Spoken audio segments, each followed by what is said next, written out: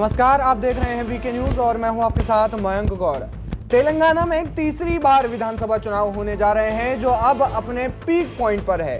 पिछले दो चुनावों में भारी बहुमत के साथ तेलंगाना में बीआरएस की ही सरकार है और के चंद्रशेखर राव 2014 से लेकर अब तक सीएम बने हुए हैं। लेकिन इस बार का चुनाव खासा अहम माना जा रहा है। केसीआर की सत्ता डोलती नजर आ रही है, हार और जीत के बीच में हिचकोले खा रही है। ऐसे में ये जानना अहम है कि तेलंगाना में वोटर्स का कौन सा फैक्टर ज्यादा प्रभावी है। दरअसल तेलंगाना में 12.7% मुस्लिम वोटर्स हैं जिनका प्रभाव करीब 40 विधानसभा सीटों पर है। तेलंगाना में 119 विधानसभा सीटें हैं जिनमें से 60 सीटें बहुमत हासिल करने के लिए चाहिए। ऐसे में जिस पार्टी ने तेलंगाना के मुस्लिम वोटरों को साध लिया उस पार्टी के लिए चुनाव जीतना उतना मुश्किल काम नहीं है, क्योंकि फिर अंत में 20 सीटें बच जाती हैं। ये वोटर्स साल 2014 से पहले परंपरागत तौर पर कांग्रेस को वोट देते थे, लेकिन 2014 में जब अलग राज्य बना तो वोटर्स बीआरएस की ओर मुड़ गए, जिसका कांग्रेस को खासा नुकसान हुआ। केसीआर की ओर मुड़ने के पीछे कई अहम कारण भी हैं। कारण ये कि केसीआर ने मुस्लिम समुदाय के लिए कुछ अहम योजनाएं राज्य में लागू की, जो केसीआर को चुनाव में विजयश्री का आशीर्वाद जैसा साबित हुआ। केसीआर ने तेलंगाना में मुस्लिमों के लिए आरक्षण और मौलानाओं को वेतन देने जैसी योजनाएं शुरू की। ये सुविधा उन्हें नकद के रूप में दी जाती है। नतीजा ये रहा कि पिछले 2 विधानसभा और लोकसभा चुनाव में मुस्लिम वोटर्स बीआरएस के पक्ष में ही खड़े दिखे। लेकिन साल 2023 में खेल होने की आशंका जताई जा रही है। बताया जा रहा है कि ये वोटर्स कांग्रेस और बीआरएस में बंट गए हैं। आंकड़ों की माने तो तेलंगाना में करीब 29 सीटों पर मुस्लिमों की तादाद 15% है और 7 सीटें ऐसी है जहां पर उनकी संख्या करीब 50% है। ये 7 सीटें हैदराबाद क्षेत्र की हैं जहां पर एआईएमआईएम का इन सीटों पर एक छत्र राज है और उनका जनाधार भी इन सीटों पर मजबूत रहा है। 22 सीटें ग्रेटर हैदराबाद, निजामाबाद, जहीराबाद, करीमनगर और संगारेड्डी के साथ साथ में आदिलाबाद के क्षेत्र में है। कुल मिलाकर अगर बात करें तो 40 सीटें ऐसी हैं जहां पर मुस्लिम वोटरों का खुला प्रभाव है।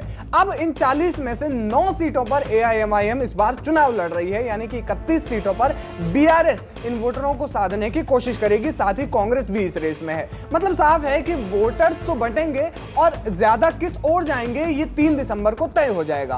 अब तेलंगाना के डिप्टी सीएम महमूद अली का दावा है कि राज्य बनने के बाद से सांप्रदायिक हिंसा जैसी कोई घटना नहीं हुई, या फिर हुई भी है तो छुटपुट घटनाएं हुई है, कोई दंगे नहीं हुए हैं। वहीं राज्य में अल्पसंख्यक विधायकों की बात की जाए तो 2014 और 18 के चुनावों में 8 रहे हैं, मतलब 8 अल्पसंख्यक विधायक रहे हैं, जिनमें से 7 एआईएमआईएम और 1 बीआरएस से।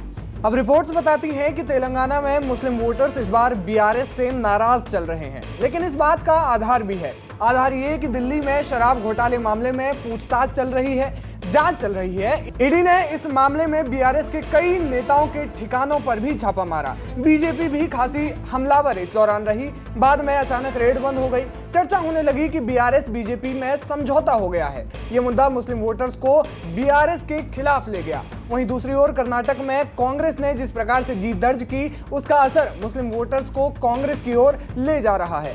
अब कई मुस्लिम संगठनों ने भी अपना रुख साफ किया है। यूनाइटेड मुस्लिम फोरम बीआरएस का समर्थन कर रहा है। वहीं तहरीक मुस्लिम शब्बन ज्यादातर सीटों पर कांग्रेस के समर्थन में उतर आया है। वहीं जमीयत उलेमाए हिंद की बात करें तो इसके 2 गुट हैं, जिनमें से एक गुट बीआरएस और दूसरा गुट कांग्रेस के पक्ष में नजर आ रहा है। तो कुल मिलाकर इस प्रकार की ये जो स्थिति बन रही है मुस्लिम वोटर्स को साधने की, तो तेलंगाना में मुस्लिम वोटर्स बढ़ते हुए दिखाई दे रहे हैं। यानी कि तेलंगाना में मुस्लिम वोट बैंक सरकार बनाने वाला वोट बैंक है, कह सकते हैं कि किंग मेकर है। अब सरकार किसकी बनती है और मुस्लिम वोटर्स किसके पक्ष में जाते हैं, ये अहम सवाल है जिसका जवाब 3 दिसंबर को मिल जाएगा। फिलहाल इस खबर पर जो भी आपकी राय है हमें कमेंट करके जरूर बताएं।